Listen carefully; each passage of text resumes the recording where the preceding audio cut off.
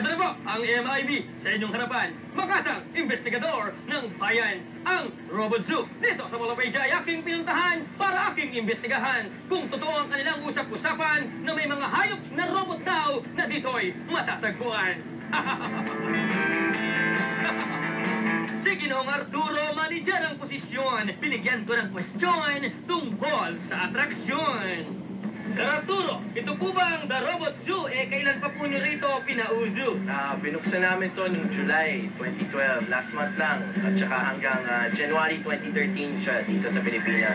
Ayan, nabanggit niyo po, dito sa Pilipinas, saan po ba talagang bansa ito nag-originate? Yung Robot Zoo, nanggaling siya talaga sa US. Paikot-ikot na siya doon sa mga science centers doon. Ano po ang pwede nilang matutunan para naman sila ay ganahan? Ang mga matututo nila dito kasi kung paano na-engineer o in-engineer ng kalikasan itong mga special animals na to. Sa entrance pa lamang nang ako'y gumala, sa robot na giraffe ay napatingala. Ako ay napawaw, pagkat ulo nito abay gumagalaw. At ang mga mata, kumikindat-kindat pa. Konting trivia lang mga kapatid. Alam nyo bang inaabot ng hanggang 25 years ang buhay ng giraffe? At karaniwang dahilan ng kanilang kamatayan ay sakit na rayuma at katandaan. Katunayan, ito ang ikinamatay ng tinaguriang pinakamatandang giraffe sa buong mundo na si Morefu noong 1 taon.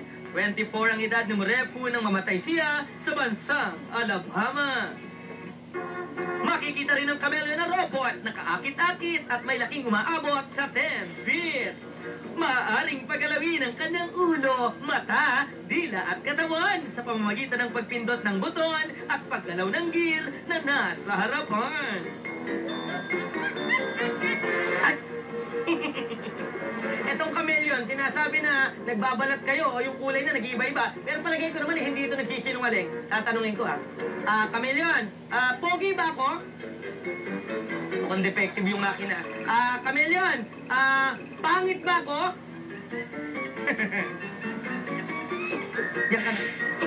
Pagpasyal ko sa ibang panig, sa robot na platypus, ako ay napatitig na sa forma tindig ay merong kahawi.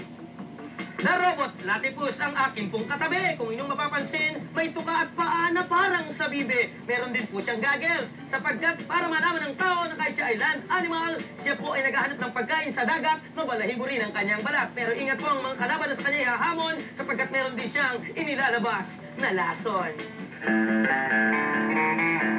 Dito sa Robot Zoo sa aking pagbabalik, abangan ang iba pang robot animals na fantastic at walastik na tsaka yung masasabi. Aba, Mamu. Perfect yan ang pasyalan natin kasama ang mga chikiting natin ngayong walang pasok.